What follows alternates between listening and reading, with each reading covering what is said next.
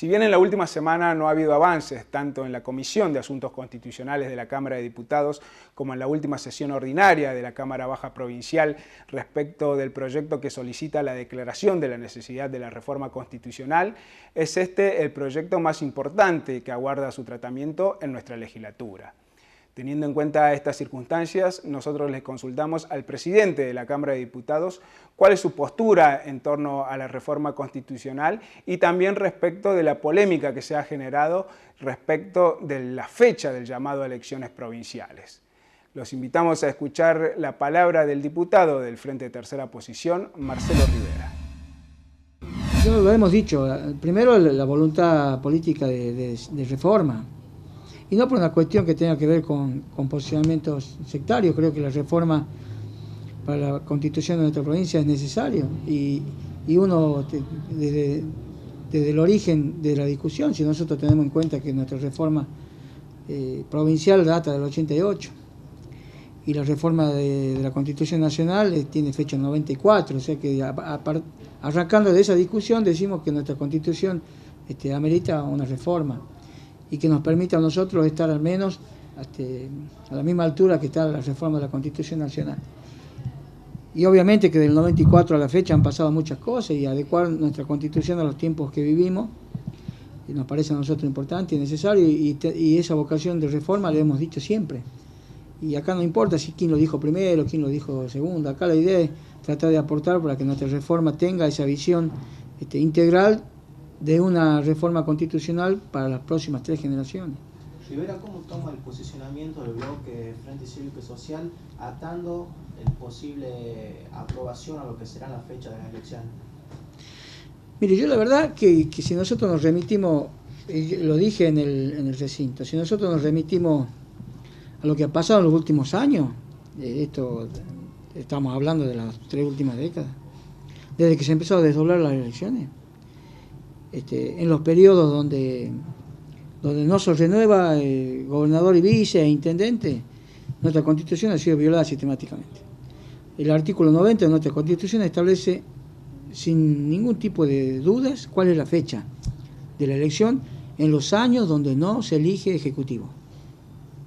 Así que no hay duda de que en los años donde no se elige ejecutivo las elecciones tienen que ser conjuntas en caso de que el gobierno de que haya elecciones nacionales. Y lo dice nuestra Constitución y después apelamos a la reforma. Yo digo que siempre es bueno cumplir la Constitución que tenemos. Y esto marca, si se quiere,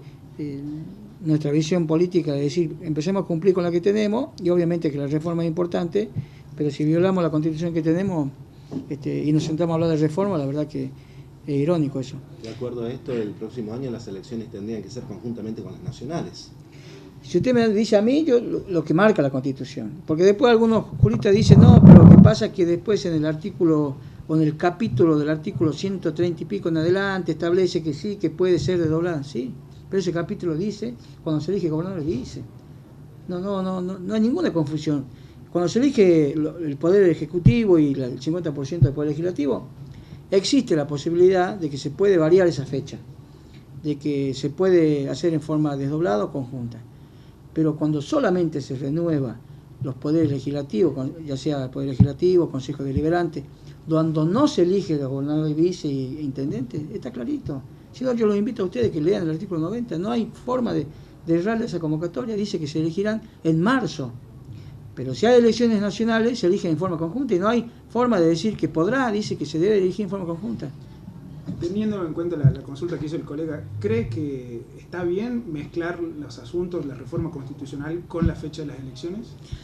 Nosotros hemos discutido mucho el tema del año pasado, del por qué no avanzar en la discusión de la reforma, habida cuenta de que entendíamos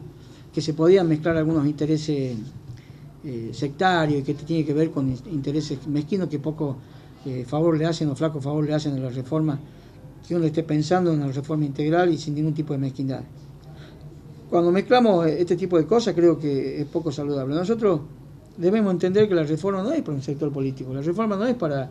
un color político, la reforma es para todo el catamarqueño o aquel ciudadano que quiera habitar nuestra provincia. Entonces, si estamos hablando de 3 generaciones, estamos hablando de una reforma que probablemente no se reforme en 30 años, no podemos estar pensando en una reforma mezquina y defendiendo intereses sectarios, porque eso no le hace bien a la integración o al pensamiento de reforma, donde es una constitución que nos debe amparar a todos. ¿El Frente Tercera Posición apoyará el proyecto ya con media sanción del Senado o piensa que debe haber modificaciones? No, nosotros entendemos que hay algunos puntos donde hay que enriquecer y hay algunos puntos que hay que aportar. Creo que es una reforma importante, las modificaciones son importantes, pero hay algunas cosas que se han obviado y que nosotros pretendemos hacer nuestro aporte. Esta semana obtuvo primero media sanción en la Cámara de Diputados y luego sanción definitiva en la Cámara de Senadores el proyecto que declara de utilidad pública y sujeto de expropiación al terreno en donde se ubican 20 viviendas que iban a ser demolidas por orden judicial en la localidad de Aconquija. Este proyecto fue unificado ya que había uno que pertenecía a algunos legisladores del Frente Cívico y Social Cambiemos y otro proyecto que había sido enviado por el Ejecutivo Provincial. Pero conozcamos bien en qué consistía esta declaración de utilidad pública, escuchando a quien fue miembro informante en la Cámara de Diputados de este proyecto, la diputada del Frente para la Victoria PJ, Cecilia Guerrero. El tratamiento ha sido unificado de los dos proyectos, pero se ha tenido en cuenta la porción de los inmuebles en cuanto a superficie, cuya expropiación pidió el Poder Ejecutivo Provincial, que era aproximadamente 1,5 hectáreas, que es donde están emplazadas las viviendas. Dado que el otro proyecto pedía una expropiación de 106 hectáreas, lo que era una barbaridad en cuanto a superficie. Esto se ha llegado a esta solución en virtud del hecho consumado de la existencia de una sentencia judicial que, con un criterio absolutamente irrazonable y en un juicio entre privados en los cuales no tenía participación el Instituto Provincial de la Vivienda, el juzgado de primera instancia y primera nominación en lo civil había ordenado la demolición de las viviendas.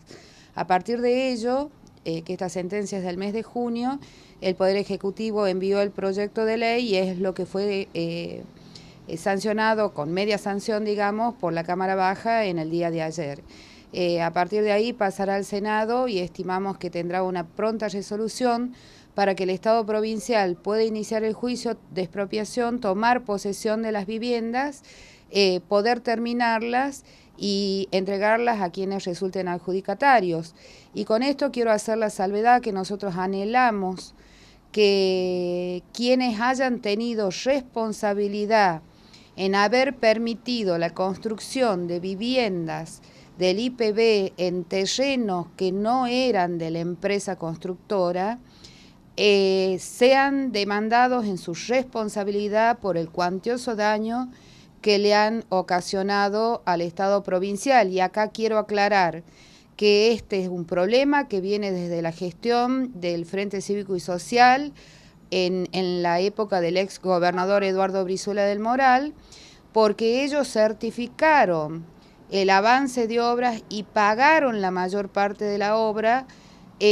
cuando mediaba esta situación de que las casas habían sido construidas en un terreno distinto al que había adquirido la empresa constructora. ¿Cómo ha tomado las declaraciones, lo que declaró la diputada Bazán previo a la puesta en consideración de los diputados respecto de que el gobierno provincial había demorado demasiado en resolver este problema? Nosotros lo señalamos con claridad ayer en el recinto de que acá había responsabilidades del anterior gobierno, del Frente Cívico y Social, y que además la decisión adoptada en el transcurso de estos últimos meses fue como consecuencia de la preexistencia de un juicio que viene desde el año 2008 y que recién la sentencia definitiva ha sido dictada en el mes de junio de este año. Entonces, si hay alguien que tiene que hacerse cargo de esta situación absolutamente irregular, es el anterior gobierno del ingeniero Eduardo Brizuela del Moral, cuyo hijo estaba a cargo del Instituto Provincial de la Vivienda. Semanas atrás se conocieron resoluciones del Tribunal de Cuentas de la provincia en las cuales se sancionaba a 2 exintendentes municipales de nuestro interior provincial. Teniendo en cuenta esta situación, es que la diputada Analía Brizuela presentó un proyecto en el cual solicita al Tribunal de Cuentas informe con detalle cuál es la situación de estos dos exintendentes respecto de la mala utilización de fondos públicos. Conozcamos más acerca de esta iniciativa escuchando la palabra de la diputada del bloque unipersonal, Raúl Ricardo Alfonsini.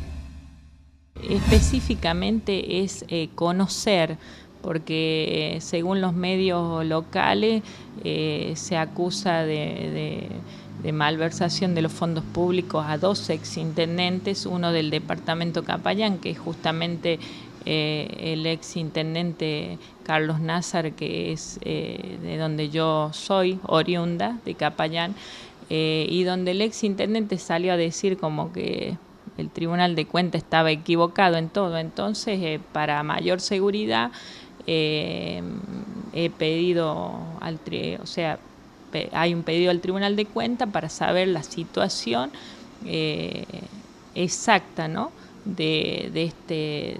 este caso de los dos exintendentes acusados de malversación al Estado público. ¿Cuáles serían algunos de los puntos que se pide que se informe respecto de esto?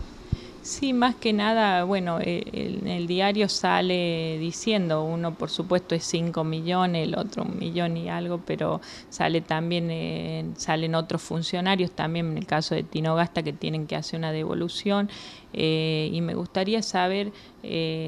a ciencia cierta, porque bueno, hay algunas cosas que sé porque he sido secretaria de gobierno del municipio de Capayán durante estos años atrás, pero me gustaría saber qué es lo que llevó al Tribunal de Cuentas a tomar esta decisión. Inclusive creo que sobre el exintendente Nazar hay una denuncia, así que bueno, me gustaría saber, y por supuesto siempre bregando para que las cosas se hagan como corresponde, y por supuesto que se termine eso, porque la verdad que son dineros públicos que tanto necesita. En el caso de mi departamento, son dineros públicos que tanto hubiera venido bien que sean invertidos en las cosas que realmente merecían la gente de Capayán. Una de las cuestiones a analizar también en este tema es por allí el tiempo que ha llevado a que el Tribunal de Cuentas realmente pueda dictar una resolución al respecto. ¿Cree que se debería modificar esto, quizás con alguna modificación de la ley del Tribunal de Cuentas? ¿A qué cree que obedece esta demora? Sí, siempre fue así, hace muchos años que viene siendo así, como que pasan muchos años y recién sale a la luz las gestiones de muchos años, mucho tiempo. Sí, la verdad que me gustaría creo que lo están haciendo, o sea, porque los intendentes actuales han recibido auditorías ahora del Tribunal de Cuentas sobre obras y sobre fondos que tendrían que rendir, por ejemplo, los fondos de regalía, que después esos mismos fondos pasaron a depender del Ministerio de Producción, pero sé que mientras estuvo el Tribunal de Cuentas inspeccionó y fue a los municipios, por ejemplo, el municipio de Capayán fue el Tribunal de Cuentas a inspeccionar sobre el tema de unos fondos de cantera, de un proyecto de cantera y de inversión de maquinaria que el municipio había comprado. Y bueno, sé que algunos mecanismos se están agilizando y eso me pone feliz, me pone contenta que sea así debe ser. O sea, todos creo que tenemos que controlar porque es dinero del Estado público, es dinero de todos los catamarqueños, entonces tiene que ser controlado. Hemos llegado así al final de la edición de hoy. Recordemos que la repetición de este programa la pueden observar el próximo lunes desde las 22 horas y como siempre los invitamos a que el próximo viernes desde las 21:30 sintonicen la pantalla de Canal 8 para observar una nueva edición de Pulso Eléctrico.